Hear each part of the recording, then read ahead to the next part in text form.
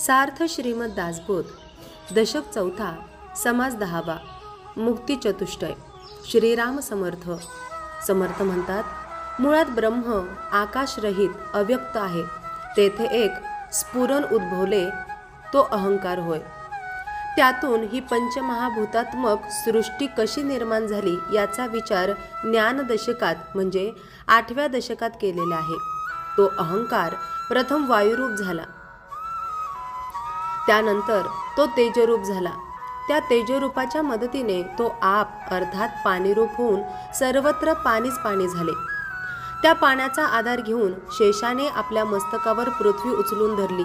या पृथ्वीचा 56 कोटी योजने इतका विस्तार आहे.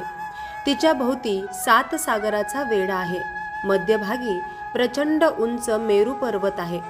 8 दिशा पालकांचा समुदाय हे सर्व अंतर वेढून तिचे रक्षण करतो.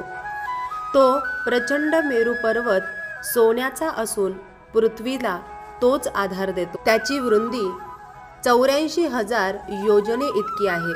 त्याच्या उंचीला मर्यादा नाही. तो भूमीकडे 16,000 योजने आत केलेला आहे.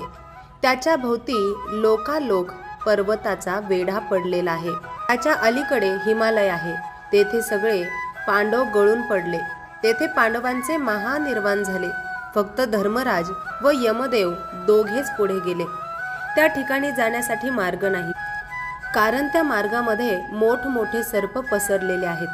तेथील बर्फाच्या थंड हवेने सुखावून ते महासर्प पर्वतासारखे भासतात. त्याच्या अलीकडे बद्रिकाश्रम व बद्रीनारायण आहे. तेथे मोठमोठे तपस्वी मोक्षप्राप्तीसाठी देह ठेवण्यात जातात. त्याच्या अलीकडे बद्रिकेदार असून लहान थोर सर्वजण तो पाहून येतात. असा हा सगळा मेरू पर्वताचा विस्तार आहे. त्या मेरू पर्वताच्या पठारावर छोटी मोठी वाकडी तिकडी 3 शिखरे आहेत.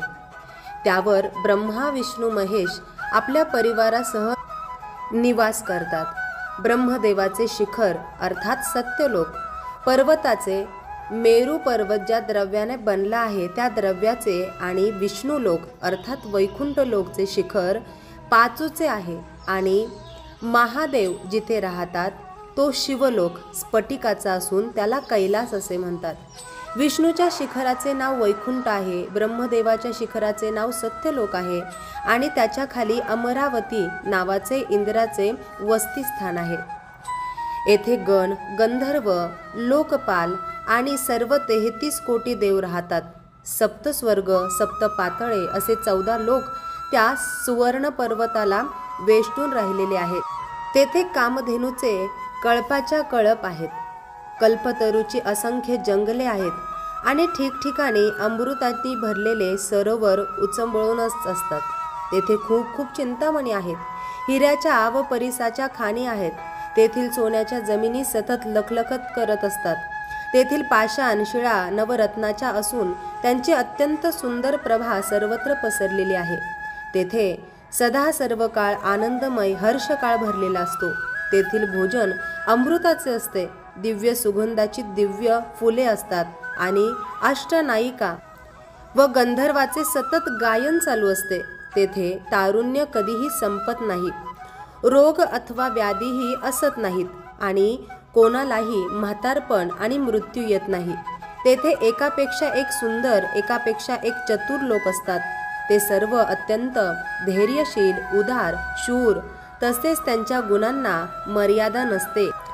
तेथील लोकांचे देह दिव्य व तेजोमय असून त्यांचे रूप विजेप्रमाणे लखलखीत असते. यश, कीर्ती आणि प्रताप यांना तेथे काही मर्यादाच नसते. असा तो स्वर्गलोक आहे. सर्व देवांचे ते वसतिस्थान आहे. त्यांना स्थानाचे महात्म्य सांगावे तेवढे थोडेच आहे. तेथे मृत्यू लोकात ज्या देवाची भक्ती केलेली असते मृत्यूनंतर त्या लोकात राहण्यास मिळते.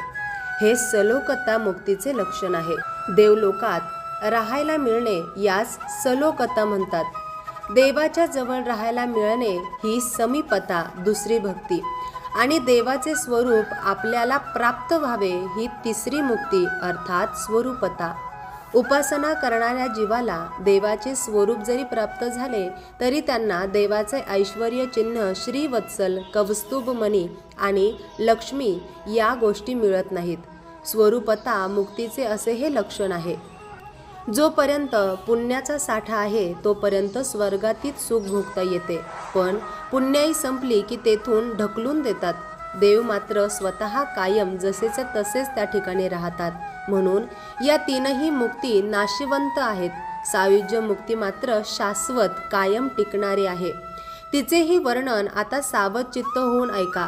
कल्पांताचे वेळी हे सर्व विश्व नाश पावेल. पर्वतासहित संपूर्ण पृथ्वी जळून जाईल. तेव्हा सर्वच देव नाहीसे होतील. मग त्या सर्व नाशात पहिल्या 3 मुक्त्या कशा टिकून राहतील? समर्थ म्हणतात, त्यामुळेच निर्गुण परमात्मा स्वरूप जसे आहे तसेच निश्चल राहील. त्या निर्गुणाची भक्ती देखील निश्चल राहते. अशी ही सायुज्य मुक्ती आहे. निर्गुण परमात्मा स्वरूपाच्या ठिकाणी अनन्यता साधली की सायुज्य मुक्ती मिळते. स्वस्वरूपात समरस होणे हीच सायुज्य मुक्ती आहे आणि तीच निर्गुण भक्ती समजावी. सगुण भक्ती नाशिवंत आहे आणि निर्गुण भक्ती ही कायम टिकते. सद्गुरू केला की हे सर्व काही स्पष्टपणे समजते. समास 10वा समाप्त. दशक 4 समाप्त. जय जय रघुवीर समर्थ.